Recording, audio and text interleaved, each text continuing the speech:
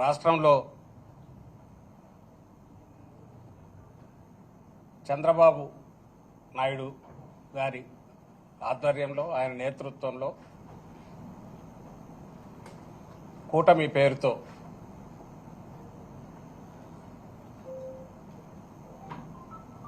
మొదలైన అరాచకపు నిరంకుశ మోసపూరిత పాలనకు మోసపూరిత వాగ్దానాలతో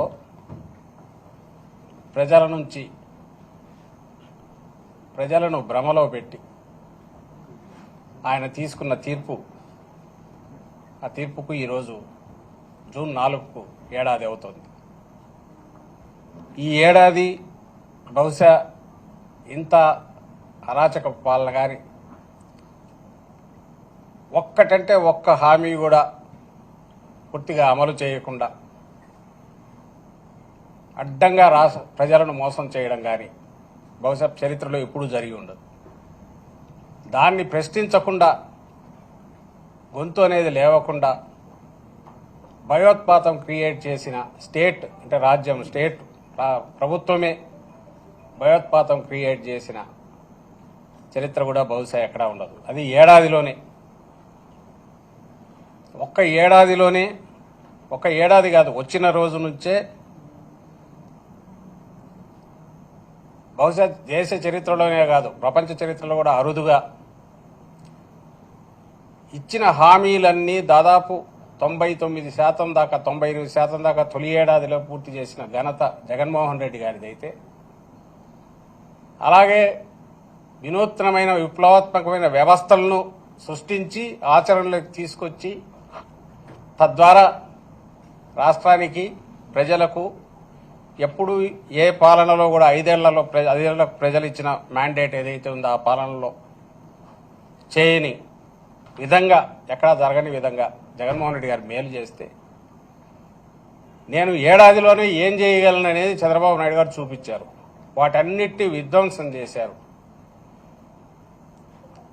పెట్టిన పెట్టుబడి దాని మీద సామాజిక పెట్టుబడి కావచ్చు, ఆర్థికంగా కావచ్చు, అవి కూడా వృధా అయ్యేట్టు చేశారు. ఇంకో పక్క ఏడాదిలో ఎంత పవర్ చేతిలో ఉంటే దుర్మార్గంగా వ్యవహరించవచ్చు అనేది కూడా పూర్తి కాన్సన్ట్రేటెడ్ ఎఫెక్ట్లో అది కూడా చూపించారు. అన్నిటికంటే ఘోరం ఏమంటే ప్రజలను మోసం చేయడం. ఆ రోజు జగన్మోహన్ రెడ్డి గారు చెప్పారు, ఈయన ఏది చేసేవి కాదు, అమలు చేయడానికి అసాధ్యమైనవి. అవన్నీ చేయాలంటే 1,75,000 కోట్లు ఎంతో కావాలని ఆ రోజు లెక్క అయింది. దానికి కేవలం పథకాలకే. అది అసాధ్యమని చంద్రబాబు నాయుడుకు తెలుసు కాబట్టి ఆ అసాధ్యమైన హామీ చేసేటప్పుడు చిన్నది ఎందుకు చేయాలని అడ్డగోలుగా అసలు ఇంపాసిబుల్ హామీలు చేశాడు.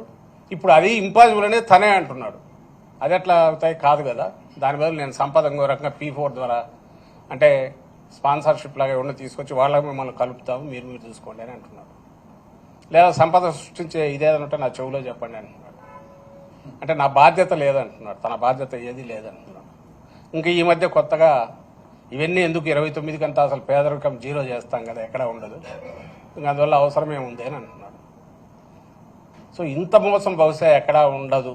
మరి ఇది ఆయన ఆ రోజు 95లో తనను హక్కున చేర్చుకున్న మామను వెన్నుపోటు పొడిచిన చంద్రబాబు నాయుడు బహుశా 24లో మధ్యలో 99లో మోసం చేశాడు, 2014లో చేశాడు, పరాకాష్ట 2024లో. అప్పుడు కనీసం ఏదన్నా ఇది అమలు చేస్తాను, చేసే ప్రయత్నం చేస్తానైనా చూపించడానికి, మభ్యపెట్టడానికి ప్రయత్నం చేసేవాడు. కానీ ఈసారి అది కూడా లేదు. బరి తెగించి అవును కుదరదు, ఏం చేస్తారని అడుగుతున్నాడు. ఈ మధ్య ఎక్కడో మీరు మాత్రం ఏం చేస్తారని రైతులను ఉన్న ప్రశ్నించాడు. నీకు అప్పు ఇంతుంది, ఇదైతే నువ్వు ఎట్లా చేస్తావు, చేయలేవు కదా అని. మరి అప్పు చేయట్లేదా? ఎందుకు చేయట్లే? ఈ 1,37,000 కోట్లు ఎంతో తొలి సంవత్సరంలోనే చేశాడు. ఎక్కడికి పోయింది తెలియదు. ఒక్క డెవలప్మెంట్ కానీ సంక్షేమ కార్యక్రమాలు కానీ లేవు. సో ఇంత దారుణమైన ఇది ప్రశ్నించకుండా, ఈ అన్యాయాలను ప్రశ్నించకుండా ఉండే రకంగా హింసాకాండం సృష్టించి తప్పుడు కేసులు పెట్టి అరాచకం క్రియేట్ చేసి నా పాలన, దీనికి ఇప్పుడు ఆ రోజు మామకు పొడిచిన వాడు వెన్నుపోటు, ఈరోజు రాష్ట్ర ప్రజలు 5 కోట్ల మంది ప్రజలకు వెన్నుపోటు అన్నాం కానీ యాక్చువల్ అయితే స్ట్రైట్ పోటే ఎదురుగానే నిలబెట్టి పొడిచాడు. దీనికి పేటెంట్ హక్కు ఎవరిదంటే చంద్రబాబు గారిది కాబట్టి వెన్నుపోటు అంటే వెన్నుపోటు దినంగా జూన్ 4న జరపాలని పార్టీ నిర్ణయించింది. అధ్యక్షులు ఇప్పటికే ప్రకటించారు జగన్మోహన్ రెడ్డి గారు. ఇది నియోజకవర్గ స్థాయిలో ర్యాలీల రూపంలో ప్రదర్శనగా వెళ్ళి అక్కడ ఉన్న ప్రభుత్వ ప్రతినిధులు ఎవరైతే ఉన్నారో అధికారులుగా నియోజకవర్గ స్థాయిలో MRO కానీ RDO కానీ జిల్లా కలెక్టర్లు కానీ శాంతియుతంగా ర్యాలీ జరిపి మన నిరసన తెలియజేసి ఏ రకంగా మోసం చేశారో చెప్పి, ఇప్పటికైనా ఆ రోజు ఇచ్చిన హామీలు తొలి ఏడాదిలో ఇప్పటికే ఎంత ఎగరగొట్టారో చెప్పి ఈ మొత్తం పెండింగ్ బకాయిలతో సహా ప్రజలకు చెల్లించమని చెప్పి డిమాండ్ చేస్తూ వినతి పత్రాలు సమర్పించాలని నిర్ణయించాము. అందుకు తగిన రకంగా సన్నాహాలు జరుగుతున్నాయి. అందులో భాగంగానే ఈరోజు ఇక్కడ పోస్టర్ రిలీజ్ చేశాం. ఆ పోస్టర్ చూస్తేనే అర్థమవుతుంది ఆయన ఎంత బలంగా పొడిచాడు అనేది.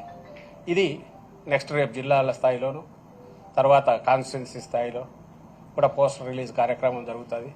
దీంట్లో పార్టీ నాయకులు కార్యకర్తలే కాకుండా మోసాలకు గురైన అన్ని వర్గాల ప్రజలు వీలైనంతగా వాళ్ళు కూడా పాల్గొని ఆ గొంతు ఎంత బలంగా ఎలుగెత్తి నినదించాలంటే చంద్రబాబు ఆ దెబ్బకు కొంచెం ఆయన దిగి వచ్చి తాను ఇచ్చిన హామీలు నిలపకపోతే తన ఉనికికే ప్రమాదం, రాజకీయంగా తన ఉనికికే ప్రమాదం అనేది గుర్తించి ఇప్పటికైనా ఆ హామీలు నెరవేర్చాలనే ప్రెషర్ బిల్డప్ అయ్యే రకంగా అన్ని వర్గాల ప్రజలు పాల్గొనాలని కోరుతూ దానికి సంబంధించిన పోస్టర్ కార్యక్రమం ఈరోజు విడుదల కార్యక్రమం చేశారు. Thank you very much.